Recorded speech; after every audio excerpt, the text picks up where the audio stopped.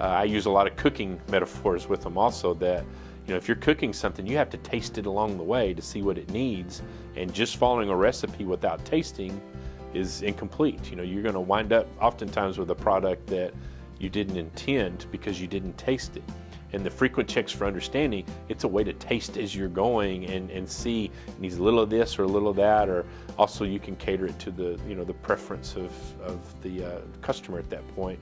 And each of our students has a little different palette, if you will, of what they need and what needs to happen.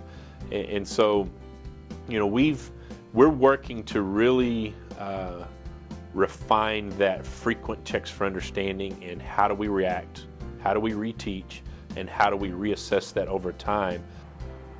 With the all-in-learning system, some of the intervention is immediate, to where when we scan and a student sees their performance on an assessment, the teacher can quickly go to the item analysis, show what they missed, and more often than not, that student immediately knows why they missed it. It was a careless error, they misread something, they didn't utilize the formula right. It's an easy diagnostic, and they then recognize it, and it's no longer the teacher marking up a paper in red and giving them feedback in that fashion, but it's immediate feedback. Now, the next day, later that period, or whenever the opportunity arises that we're going to readdress that skill, that student is now honed in. They know that's something that they've bought into.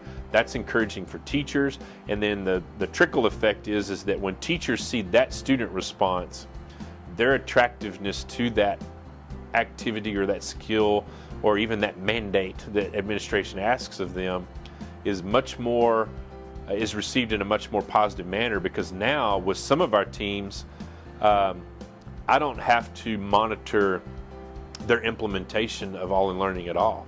They're excelling, they're exploding, it's progressing as they need it to, and so when teachers make that connection that, okay, this is how my students respond to this data, this is how I'm going to respond to that data, then it's the demand comes from a grassroots point at that point.